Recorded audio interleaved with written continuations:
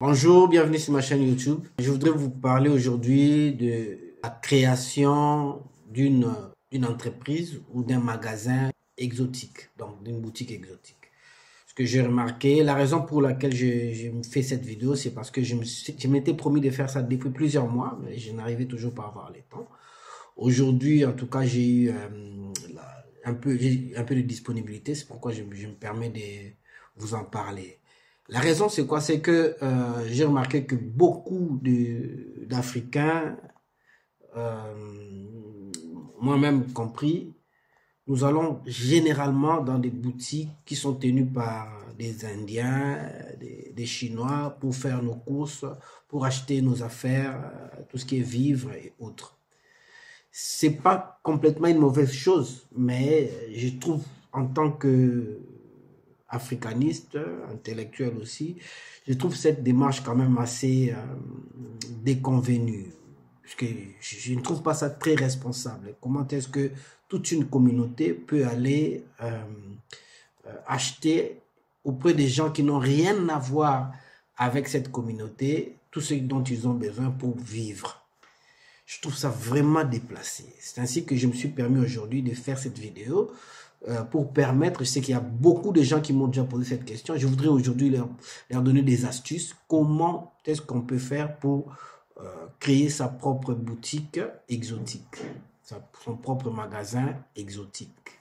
Alors, la première démarche à faire quand on veut entreprendre une telle entreprise, permettez-moi la répétition, c'est de faire ce qu'on appelle une étude de marché. L'étude de marché, c'est là où on essaye de voir où est-ce qu'on veut mettre la chose, où est-ce qu'on veut installer son activité, ça sera dans quelle zone, quels seront les concurrents, ils ont quelle capacité, leurs concurrents, s'il y a à côté des boutiques exotiques et d'autres. C'est ça en fait des concurrents et d'autres boutiques aussi, hein, et d'autres magasins aussi. Et quelles sont les capacités de la concurrence. Et c'est aussi de voir dans cette zone-là où on veut installer son activité, quelles sont la superficie, quel est le nombre d'habitants, quelle est la capacité d'achat, qui sont en réalité ses clients, qui seront en réalité ses clients. C'est-à-dire qui sont des personnes qui sont potentiellement capables de venir acheter. Nous savons que en ce qui concerne les boutiques exotiques, donc les magasins exotiques, la plupart des clients, c'est des expatriés comme nous, c'est-à-dire des migrants comme nous, hein, des Africains comme nous. Donc, on doit pouvoir être en mesure de statuer pour savoir combien il y en a de la population migrante dans cette zone-là, donc qui peuvent éventuellement servir de clientèle. Alors, passer cette étape, la prochaine étape, ça sera de pouvoir démarcher pour trouver un local. Il faut démarcher, aller faire des démarches, aller trouver un local. Dès qu'on trouve le local, en ce moment-là, on peut faire, moi j'ai toujours conseillé aux gens de proposer un projet de bail. Un projet de bail auprès du futur bailleur. C'est-à-dire, il ne faut pas aller signer un contrat de bail. C'est très dangereux parce que les bailleurs ont cette habitude-là. Hein. Vous arrivez, vous dites, je vais prendre un local. Ils vous proposent directement un contrat de bail. Je trouve que c'est très dangereux pour un projet comme celui-là parce que ça demande beaucoup d'autorisation. Donc, si vous n'avez pas encore ces autorisations, c'est pas encore donné. Vous voyez? Donc, moi, je préfère qu'on puisse faire un projet de bail. Dans les projets de bail, il est simplement dit que la personne X se propose de louer l'appartement Y auprès de la personne Y sous condition d'obtenir tous les documents administratifs y afférents qu'il faut. Donc, voilà, donc c'est cette clause-là des réserves en fait, qui vous permet d'entreprendre votre démarche en toute liberté. Parce que, n'eût été cela, si vous faites un contrat de bail directement, donc vous serez tenu à payer, à continuer à payer alors que vous n'avez pas encore les autorisations. Par moment, bon, c'est pas toujours le cas, par moment, les autorisations peuvent prendre un peu de temps pour arriver. Donc, vous serez dans une situation où vous allez commencer à payer les loyers alors que vous n'avez pas encore d'autorisation. Et ça peut nuire à votre projet. Donc, passer cette étape de projet, d'avant-projet des bails, il faudrait maintenant rédiger des statuts. Les statuts, donc de voir quelle sera la forme de votre entreprise. Ça sera une entreprise individuelle, ça sera une SAS, ça sera une SARL. Voilà, donc, voilà toutes ces questions-là qui peuvent se poser. Donc, si vous êtes dans une perspective comme celle-là, vous pouvez me contacter sur mon numéro qui est affiché sur votre support. Vous pouvez m'appeler, c'est un numéro WhatsApp, vous pouvez m'appeler sur WhatsApp, on va dire, pour essayer de vous orienter. Alors, passez aussi cette étape de la décision sur le projet des statuts. En ce moment-là, il faut maintenant commencer à concrétiser. Donc là, c'est toute la démarche de création de société qui va suivre. C'est-à-dire aller voir la banque pour faire les dépôts de capital social, faire les formalités d'enregistrement, donc formalités administratives d'enregistrement et autres. Donc voilà. Alors, outre toutes ces formalités pour la société, il faudrait maintenant en parallèle entreprendre des démarches avec la mairie. Donc, il faut aller maintenant au niveau de la mairie, essayer d'obtenir toutes les autorisations qu'il faut. Il y a des autorisations. Dans les projets de bail, il est simplement dit que la personne X se propose de louer l'appartement Y auprès de la personne Y sous condition d'obtenir tous les documents administratifs y afférents. Donc, il faut.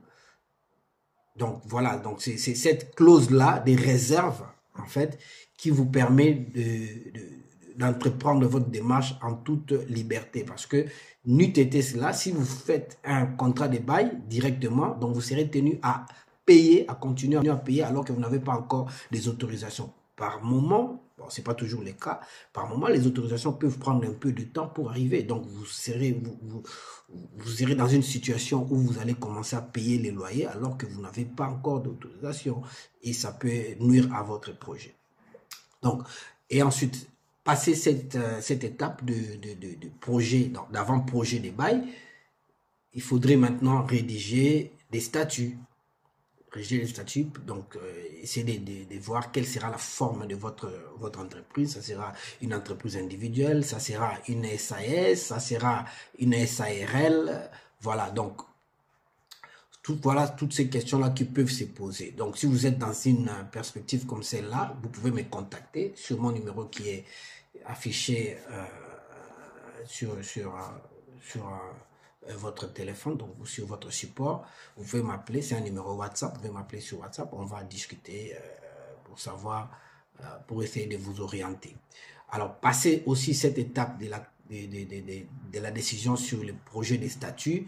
En ce moment-là, il faut maintenant commencer à concrétiser. Donc là, c'est toute la démarche de création de société qui va suivre. C'est-à-dire aller voir la banque pour faire les dépôts de capital social, faire les formalités d'enregistrement, donc formalités administratives d'enregistrement et autres. Donc voilà. Alors, outre toutes ces formalités pour la société, il faudrait maintenant en parallèle entreprendre des démarches avec la mairie. Vous voyez? Donc, il faut aller maintenant au niveau de la mairie, essayer d'obtenir toutes les autorisations qu'il faut. Il y a des autorisations pour la vente de produits alcooliques, voilà, donc produits d'alcool, parce que généralement on vend aussi d'alcool dans ces genres de boutiques, donc il faudrait avoir l'autorisation par rapport à ça. Donc c'est toutes des démarches, hein. Il faudrait avoir l'autorisation par rapport à tout ce qui est accès incendie, tout ça. Il faudrait aussi avoir l'autorisation par rapport à l'accès handicapé. Vous voyez, donc il y a par rapport à l'accès des publics. Donc il y a un certain nombre de choses qu'il faudrait avoir, donc dont il faudrait demander l'autorisation à la mairie. Donc généralement c'est les démarches qui vous font au grand maximum un mois, donc pour avoir toutes ces autorisations. Dès que vous avez tous ces documents, à ce moment-là vous pouvez maintenant avec les cabis que vous aurez de l'autre côté, donc dans les formalités administratives dont j'ai parlé, avec les cabis et les autorisations au niveau de la mairie, vous pourrez en ce moment-là ouvrir votre boutique exotique. Alors l'autre question qui s'est toujours posée, ça va, mais comment est-ce que je vais faire pour avoir la fourniture? Alors la fourniture, généralement, ça s'est fait, il y a, déjà vous devez savoir qu'il y a un très grand magasin, enfin un très grand, ce qu'on appelle les marchés internationaux des rangistes. Vous pouvez voir sur mes anciennes vidéos, j'avais fait une vidéo à l'époque, je suis allé même sur place pour essayer de filmer sur le marché international des rangistes. C'est là où on vend des produits généralement des produits en gros, en fait. Des produits, il y a aussi pas mal de magasins là-bas qui vendent des produits qui proviennent de l'Afrique. Hein. Ils les vendent en gros. Donc, ne vous inquiétez pas, toutes ces boutiques de Chinois et Indiens, c'est là-bas qu'ils se fournissent, en fait. Donc, vous pouvez aller là-bas pour le fournir. Si vous n'avez pas les contacts, vous pouvez m'appeler sur ce numéro. Je vais vous donner toutes les astuces qu'il faut pour pouvoir contacter. Parce que c'est pas aussi donné hein, pour aller au marché des rangistes. Il faut s'enregistrer au préalable et tout. Donc, pour être acheteur auprès de ces marchés-là, parce que c'est un marché qui ne concerne que les commerçants. En dernier lieu, il y a aussi, il faudrait aussi se faire entourer par des gens qui ont de l'expérience dans ces genres d'activités. Donc, en ce moment-là, vous pouvez aussi m'appeler. Je vais vous mettre en contact avec des patrons de boutiques exotiques qui pourront aussi vous donner d'autres filières de manière à ce que vous puissiez avoir la fourniture des produits. Parce que généralement, vous savez, en matière des affaires, le paiement ne se fait pas au cash. Hein, c'est-à-dire que y a des fournisseurs qui existent qui peuvent venir vous fournir les produits et que vous allez payer dans les délais légaux. Les délais légaux de paiement dans les affaires, généralement, c'est 45 jours. Vous voyez, donc il y a des fournisseurs qui peuvent venir vous fournir sous condition que vous soyez éligible. Ils peuvent vous fournir leurs produits, hein, donc vous allez vendre donc, et que vous devez payer au bout de 45 jours. Généralement, si l'étude de marché est bien fait, donc 45 jours, c'est largement suffisant pour pouvoir écouler toute sa marchandise. Donc, il y a beaucoup de filières, aussi des filières d'ordre disons, importative, si je peux dire. C'est-à-dire que des filières, généralement des nationaux qui s'organisent. Il y a des Camerounais, des Congolais, il y a des Béninois qui s'organisent qui font ce qu'on appelle les groupages de leurs produits pour pouvoir les importer au niveau de leur pays d'origine.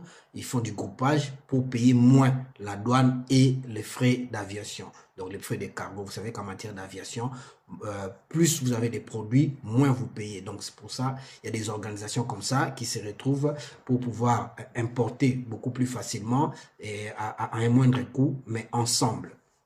Donc c'est aussi une très belle astuce qu'ils font. Si vous avez besoin de tous ces renseignements, vous pouvez m'appeler sur mon numéro qui est affiché. Donc voilà, j'espère que cette vidéo vous aura été utile. Je vous dis merci et au revoir.